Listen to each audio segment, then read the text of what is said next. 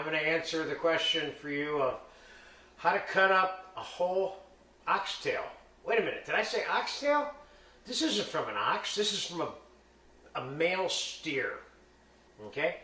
Now, real quick, let's just do a quick definition of what an ox is and what it isn't, okay? These are called oxtails because the process of them being used and cooked took place when there were a lot of oxes around. Oxes were pulling plows and blah, blah, blah, you know, carts down the street. You've heard the whole put the cart before the ox, you know. Well, those are, you know, male castrated steers that they controlled and used for labor. And they were big, but these tails are very close to the same size of those. And these come off of regular feedlot fed steers, okay? So this technically is a beef tail. It's not really an oxtail per se, so I wanted to kind of get that out of the way. So why am I showing you how to cut up a whole oxtail? A couple of reasons. Number one, if this is something that you cook or want to cook, this is the least expensive way to do it. And you can also cut the size of the pieces that you want to the size that you prefer, rather than accepting whatever the butcher at the supermarket decides should be the size that you want. Some people want them thicker, some people want them thinner. There are different uses for these tails that include soup. They're usually braised with or without being made in soup, or they're braised and then soup is made out of them with the braising liquid, or they can be entrees. So there's a variety of reasons why you might buy the whole tail.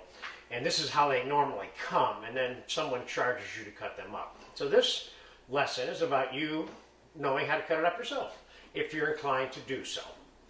So the other interesting thing about oxtails, although it's not a mainstream American regular meat that you might have been grown up on or something like that if you lived out in the you know, mainstream middle class, if you will, but every society on this planet right now that eats meat, they all have versions of their own oxtails. They're not throwing their oxtails away in China and India and, you know, Venezuela.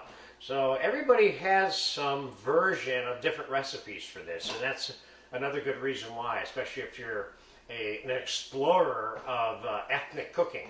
A lot of different ethnic versions of how to make this item.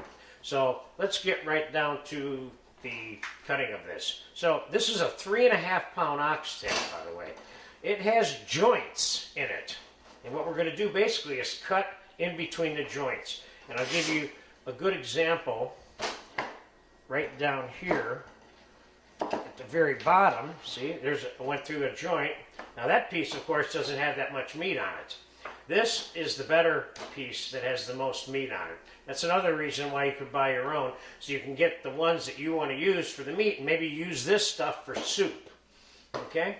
So let's just continue to cut up from the bottom just to show you it's basically easy. I'm using a small meat cleaver, but I could do it with this boning knife just as well, see? Because I'm not really cutting through any bone. Now I'm starting to get a little more meat here. The other thing about oxtails, which is really unique, is they have a lot of marrow. You see the amount of marrow that's there for the amount of product that's there?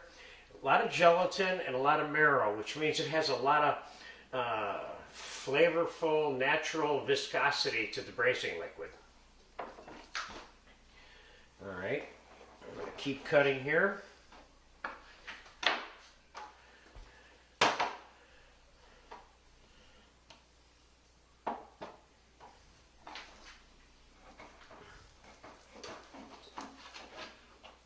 Now, could I cut that piece smaller? Let me see if there's a joint in there.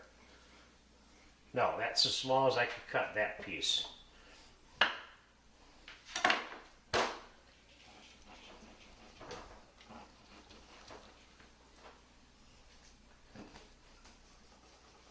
It's like trying to cut a chicken.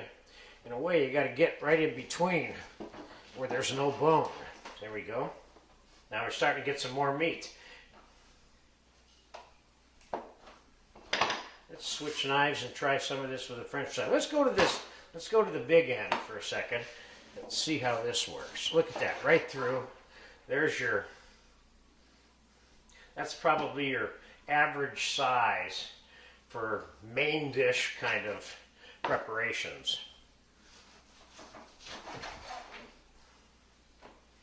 Look at that. There's some meat on this guy.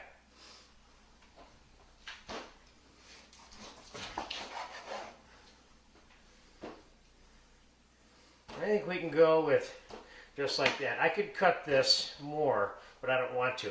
See, in the process of cooking these, they shrink and they have a tendency to fall apart because the amount of time it takes to cook them, the fat gets rendered and what's holding this together kind of melts. So you want them bigger because the smaller they get, when they get really, really cooked, they can break up or be in too small and not enough meat because although this looks like there's a lot of meat, there's a lot of fat in this meat that's going to melt in your cooking process. So this is probably the right size right here for main dish. And that's my how to cut up your own whole oxtail lesson.